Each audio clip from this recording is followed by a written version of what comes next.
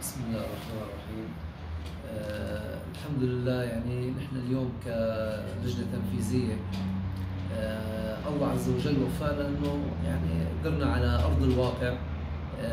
في اشياء يعني كثير كانت الاندية محرومة منها، وهي اللي موضوع التواصل بين اللجنة التنفيذية على ارض الواقع. يعني كان الموضوع انه شغل اللجنة التنفيذية بالمكاتب، في فجوة كان بين اللجنة التنفيذية واغلب الاندية، لانه كان الموضوع عبارة عن انه منصب ورياضي. وكان شايف حاله طبعا اللي بهذا الموقع انه هو اعلى من الناس، اعلى من الرياضي. وانا بالنسبة لي بالعكس، الرياضي اليوم كقيمة هو اعلى واحد بالبلد كرياضي طبعا.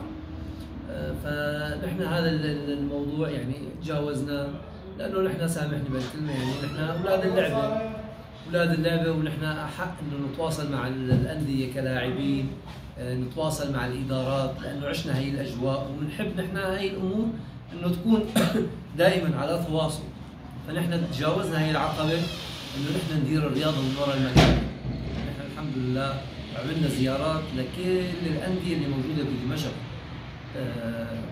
درجه اولى، درجه ثانيه، درجه ثالثه. فكانت هي خطوة إيجابية. زرنا إدارات الأندية اللي شكلناها، زرناهم بمواقعهم بأنديتهم، تعرفنا عليهم، صار في تواصل، صار في مثل ما بيقولوا محبة وألفة بيننا وبين الأندية، لأنه هذا بالسابق غير موجود بالأصل. يعني كان في يعني حكينا في فجوة بين صاحب المنصب وكنادي. اليوم نحن اطلعنا على مشاكل الأندية على أرض الواقع، وضعنا يعني الخطة إنه نحن شلون نتجاوز اليوم هي العقبات، هي المطبات، من خلال المستثمرين.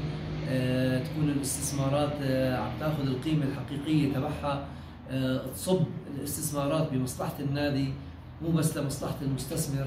نحن هي المواضيع يعني إن شاء الله اضطرنا لها، وحطينا مثل ما بيقولوا الخطوات، وكانت يعني في خطوات منها ايجابيه الحمد لله، واثمرت انه يعني كان في لها الايجابيات.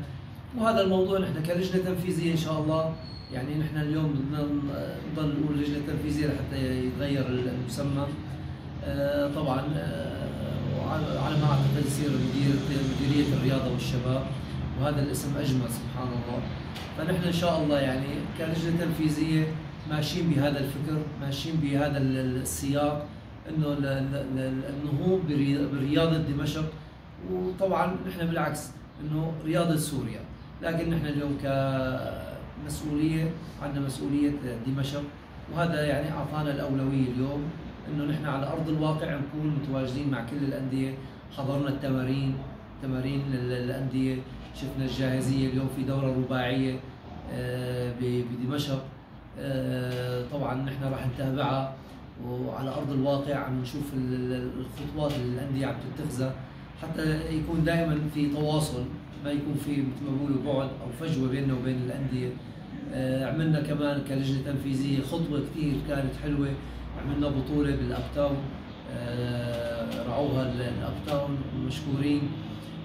كانت هي عباره عن قدامى الانديه السوريه، كنادي جيش والوحدة والنضال والمجد، الحكام واللجنة التنفيذية مع الاتحاد الرياضي العام. عملنا لمة حلوة، يعني في لعيبة كانت من تقريبا 25 سنة بجوز مو شايفة بعضها ولا كمسؤولين.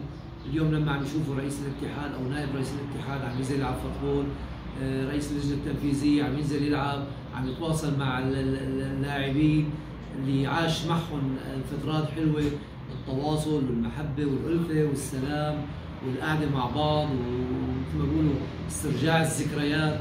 يعني بتحس انه اليوم انت الرياضة ان شاء الله يعني ماشي بطريق الصحيح، وانه الخير رجع، وان شاء الله بنقول انه يعني الحق رجع لاصحابه. وطبعا نحن بدنا نتشكر صحيفة الموقف الرياضي اللي من زمان كنا نتابعها، وانا شخصيا يعني كان كل سبت بتذكر تنزل مباشرة نروح نجيب الجريدة. نتشكر الأستاذ كمان أنور الجرادات، الصحفي المتابع اللي دائما يعني كان يتابع مفاصل اللعبه. ونشكر كل الصحفيين اللي عم يتابعوا موضوع الرياضه بشكل خاص، وعم يتابعوا موضوع البلد بشكل عام. نتشكرهم لانه كمان هن يعني عم يعطوا من وقتهم، عم يعطوا من جهدهم ومن فكرهم، فبنوجه لهم كل التحيه لكل الصحفيين. وان شاء الله الله يقدرنا دائما انه يعني نحمل هي الامانه ونعطيها حق ان شاء الله.